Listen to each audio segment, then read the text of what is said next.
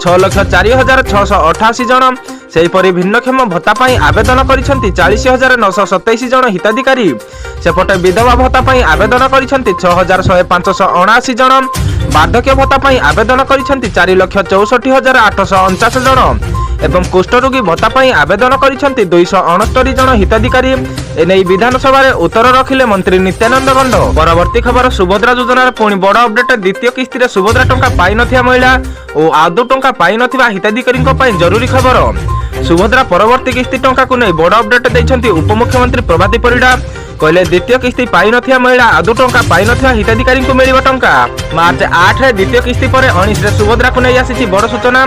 प्रभाती परिडा कहिसंती जे माने द्वितीय किस्ती पाइबारे विफल अछंती सेमानक पई आमे चिंतित अछु। मार्च मासरे हिताधिकारी खाता को द्वितीय किस्ती सुभद्रा टंका आसीछि, किंतु किछि महिला खाता को सुभद्रा टंका आसीथिबा बेले वर्तमान जाय किछि जनक खाता को एही टंका पहुंची पारि नाही। सुभद्रा टंका केबे आसीबो कि नाही से नै एबे भी द्वंद्व रे अछंती किछि हिताधिकारी। उपमुख्यमंत्री कहिथिले जे सुभद्रा द्वितीय किस्ती एबे भी 1 लाख महिला वंचित अछंती।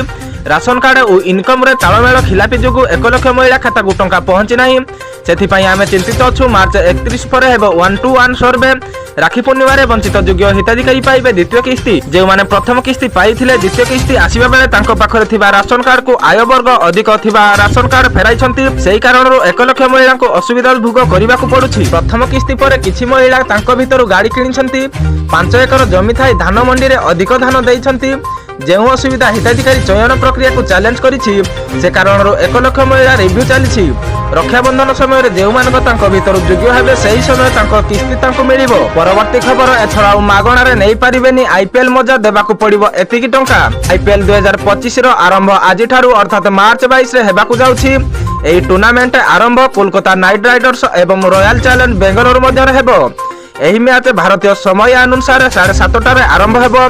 हेले ओपनिंग सेरेमनी पई मैच रे आरंभ टिके विलंब होई पारे। भारतीय फैंस एथर आईपीएल रो मजा मागणा रे उठाई पारिबे नाही। आईपीएल देखिबा लागि सेमान को पेमेंट करिया को पड़िबो।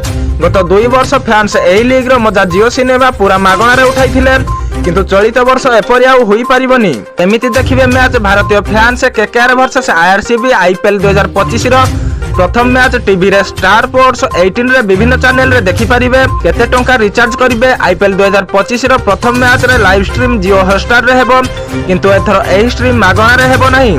फैंस को ऑनलाइन मैच मजा उठाइबा लागि सब्सक्रिप्शन किनिबा को पड़िबो।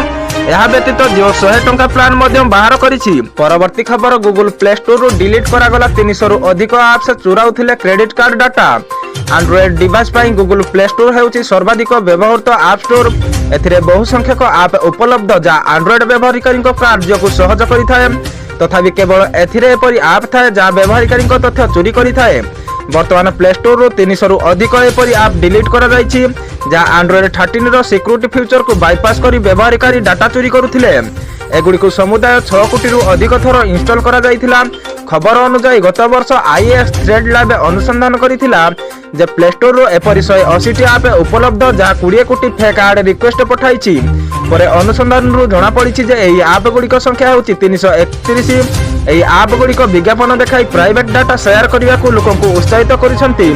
फिक्सिंग आटक माध्यम से व्यवहारकारी को क्रेडिट कार्ड डाटा चोरी करिया को मध्य चेष्टा करुथिले। परवर्ती खबर यूट्यूब रे वीडियो परि ऑडियो क्वालिटी मध्य एडजस्ट करि पारिबे यूजर्स। आसीबो दमदार फ्यूचर।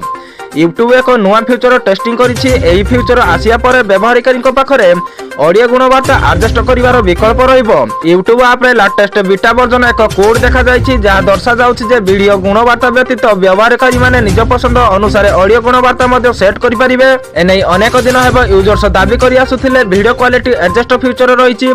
यूट्यूब रे वीडियो गुणवत्ता एडजस्ट करिवार केवल एक विकल्प एवं एहा ऑडियो गुणवत्ता उपरे कोनोसी प्रभाव पकाय नाही।